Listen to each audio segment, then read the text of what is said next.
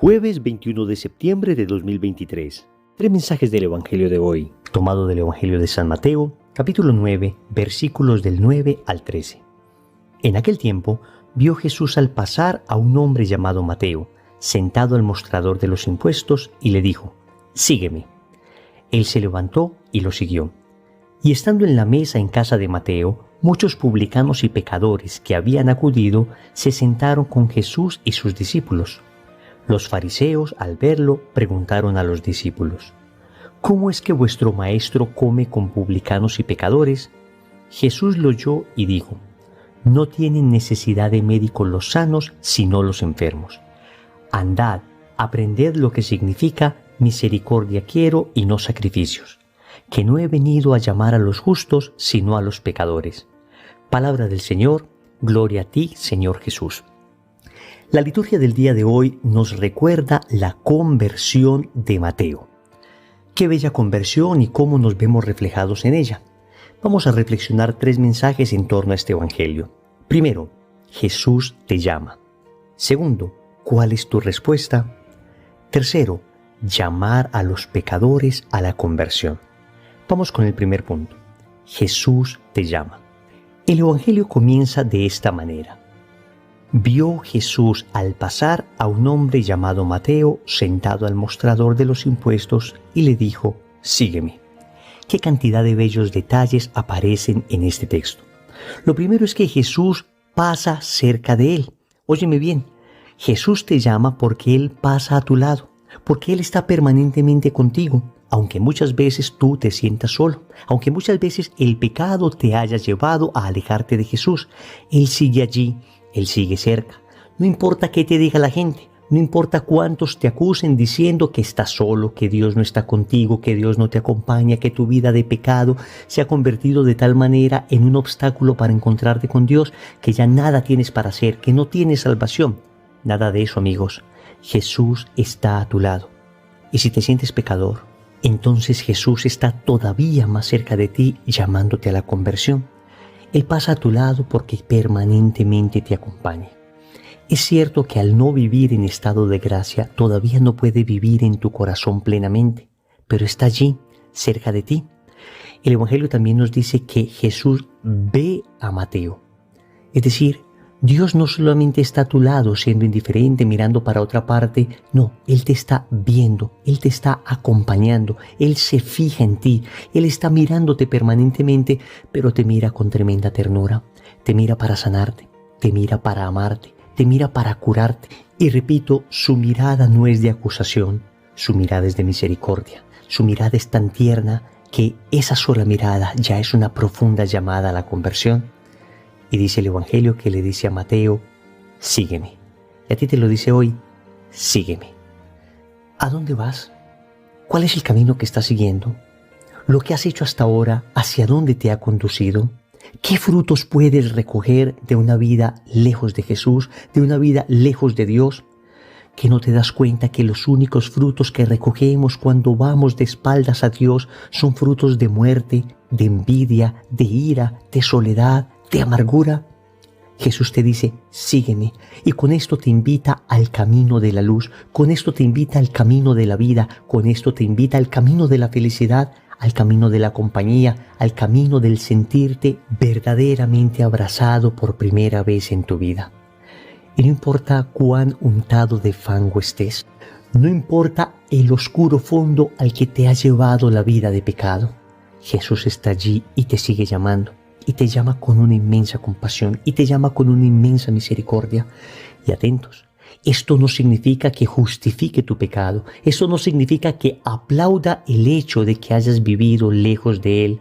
Todo lo contrario, te quiere rescatar precisamente de esa oscuridad, te quiere rescatar precisamente de esa vida que te ha traído tanto dolor, tanta tristeza, tanta muerte. Porque, querida familia, el pecado no es otra cosa que la muerte. El vicio no es otra cosa que la esclavitud. El odio no es otra cosa que la oscuridad. Jesús te llama porque te ama. Segundo, ¿cuál es tu respuesta? El Evangelio nos dice que cuando Mateo escuchó esto, se levantó y lo siguió. Eso es lo que debes hacer tú, esto es lo que debo hacer yo. El Evangelio hoy me llama a levantarme. Y me levanto porque estaba postrado, y me levanto porque estaba muerto, y me levanto porque estaba caído. Pero no solo me levanto, sino que además le sigo. Es decir, me conquista de tal manera la mirada de Jesús, su palabra, sus acciones, su coherencia, su mensaje, que quiero seguirlo, quiero imitarlo, quiero ser como Él. Y Mateo además le llevó a su casa. El Evangelio nos dice que preparó un banquete en su casa. Amigos, debemos llevarnos a Jesús ya para nuestra casa. Jesús no puede ser simplemente una dimensión más de nuestra vida. Él tiene que vivir en nuestro hogar. Él tiene que ser el número uno de nuestra familia. Él tiene que ser la referencia de todas nuestras decisiones. En Él vivimos, nos movemos y existimos. Él viene a ocupar el lugar más importante de nuestra casa y todos en familia lo saben. En casa todos saben que el primer lugar lo ocupa Jesús. Por eso, Cristo está en casa toda vez que somos familia de oración. Cristo está en casa toda vez que desde la mañana hasta la noche rodeamos nuestra vida de plegarias. Al momento de sentarnos a comer, elevamos nuestra voz al cielo dando gracias por lo recibido. Cada noticia que recibimos es motivo de acción de gracias, es motivo de petición de ayuda, es motivo de relación con Cristo. Cristo está en casa porque nos esforzamos por cumplir sus mandamientos, nos esforzamos por vivir tal como Él quiere que vivamos. Cristo está en casa porque todos en familia saben que antes preferimos morir que pecar. Y dice el Evangelio que Mateo compartió esta alegría con sus amigos. Él era un publicano. Y entonces invitó a los demás publicanos, invitó a los demás pecadores para que conocieran también esto que él había experimentado. Cuando uno recibe a Jesús, entonces uno quiere dar a Jesús a otras personas. Cuando uno experimenta ese abrazo, uno quiere que todo el mundo experimente ese abrazo. Y esto es lo que hemos experimentado todos aquellos que hemos tenido un proceso de conversión. Es que no nos cabe en el corazón tanto amor. Es que pareciera que estuviésemos obligados por ese mismo amor a comunicar a todo el mundo que antes éramos esclavos y ahora somos libres, que antes estábamos en la muerte y ahora estamos en la vida, que antes nuestra vida estaba sombría y triste y ahora vivimos en la felicidad verdadera, que antes no sabíamos qué era el amor y hoy el amor nos desborda. Comparte esa alegría todo aquel que ha encontrado a Jesús. Pero luego vinieron las críticas. Empezaron a decir que Jesús se reunía con pecadores. Entonces es natural que en medio de este proceso de conversión empiecen a atacarte y a juzgarte y a decirte que no vas a poder. Y a decirte que este camino es solo para un grupo selecto de personas, que no tienes madera para el cielo, que no tienes madera para la santidad. Y viene una tentación que se llama el desánimo. San Ignacio de Loyola nos dice que todo desánimo proviene del mal espíritu. Y el enemigo va a intentar desestimular la conversión, te va a susurrar al oído que tú no eres capaz, que esto es para un grupo de gente muy especial, muy virtuosa, muy santa, pero que tú no perteneces a ese grupo de gente, que mira tu vida pasada, ¿cómo vas a cambiar todo eso?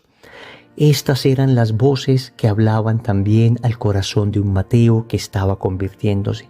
Y sin embargo, él soportó estas críticas unido a Jesús. Y bastaba que Jesús siguiese ahí confiando en Él para no dejarse vencer por estas críticas. Estas acusaciones que nos recuerdan nuestra vida de pecado, estas acusaciones que nos enrostran nuestra vida de maldad antes de conocer a Cristo, son acusaciones del enemigo. Y no podemos dejar que el enemigo nos engañe. El mismo demonio, el mismo enemigo, el mismo mundo, la misma carnalidad que antes nos decía, peca, no pasa nada, todo el mundo lo hace. Ahora que queremos empezar un proceso de conversión, nos va a decir, no te da vergüenza, tú no eres digno, no perteneces a esto. Las acusaciones vendrán, pero si estás con Cristo, las superarás. Porque escúchame lo que dice el mismo Jesús en el Apocalipsis. ¿Ves? Yo hago nuevas todas las cosas. Escúchame bien, Cristo hace nuevas todas las cosas. No importa la vida que hayas vivido, no importa cuánto pecado hayas experimentado, Cristo te hace de nuevo. ¿Cuál es tu respuesta entonces? Como Mateo, ¿te levantarás y seguirás al Señor? ¿O acaso te sucederá aquello del joven rico que le dijo a Jesús que le quería seguir y que cumplía los mandamientos desde que era niño? Entonces Jesús le dijo, una cosa te falta. Ve y vende cuanto tienes y da a los pobres, y tendrás un tesoro en el cielo. Entonces ven y sígueme. Pero él, afligido por estas palabras, se fue triste, porque era dueño de muchos bienes. Tenemos a un joven que intentaba ser bueno, pero era demasiado apegado a sus bagatelas y no siguió a Jesús. Tenemos un Mateo que también era un buen corazón, pero que estaba equivocado. Escuchó la voz de Jesús y decidió dejar todas sus seguridades y seguir a Jesús. ¿Y tú, qué decides? Tercero, llamar a los pecadores a la conversión. Concluye el Señor con estas impresionantes palabras. No tienen necesidad de médicos los sanos, sino los enfermos. Que no he venido a llamar a los justos, sino a los pecadores. Vamos a ver, aquí hay que evitar dos extremos, el de la rigidez y el de la laxitud.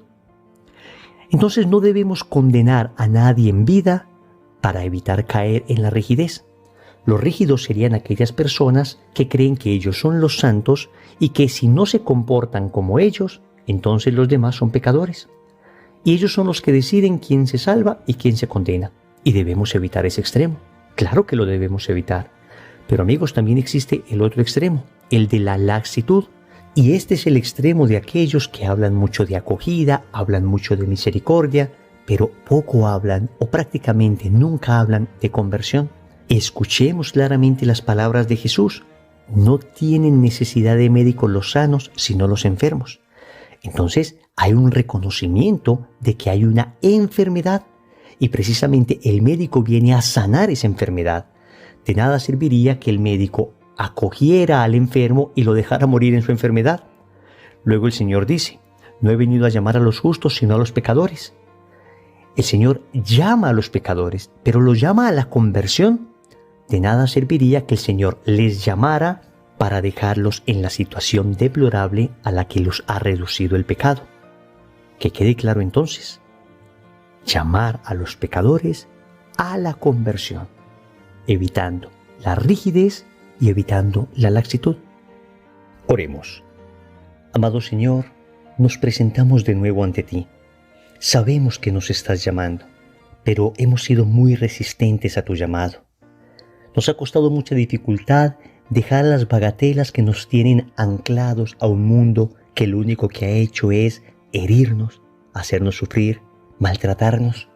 Y sin embargo, tu dulce voz, esa voz increíblemente atractiva, esa voz que me promete felicidad verdadera, esa voz no la he seguido, Señor, hasta ahora. Por eso hoy quiero suplicarte la gracia de una auténtica conversión. Quiero suplicarte que me des la gracia de poder responder adecuadamente a ese llamado. Yo reconozco que por mis propias fuerzas soy incapaz de hacerlo, pero tu gracia me basta. Si tú me ayudas, Señor, si tú me das la fuerza, si tú me das la gracia, no solo de llamarme, sino de tener la voluntad para seguirte, entonces, Señor, te seguiré. Y además, ayudaré para que otras personas también te sigan. Llamaré a todos los pecadores a la conversión. Seré un instrumento en tus manos, Señor. Te lo digo, frágil, instrumento defectuoso, pero sé que eres tú, Señor, finalmente el que me va a usar. Y así como un extraordinario pintor, con un mal pincel puede hacer un bellísimo cuadro, asimismo tú, Señor, con un instrumento débil como yo, puedes también glorificarte. Todo esto te lo pido, Señor, a ti que vives y reinas por los siglos de los siglos. Amén. Señor, dame lo que me pides y pídeme lo que quieras. Recordemos entonces. Primero, Jesús te llama. Segundo, ¿cuál es tu respuesta? Tercero, llamar a los pecadores a la conversión. Compromiso. A lo largo del día vamos a repetir esta oración. Señor, dame la gracia de seguirte. En el nombre del Padre, y del Hijo, y del Espíritu Santo. Amén.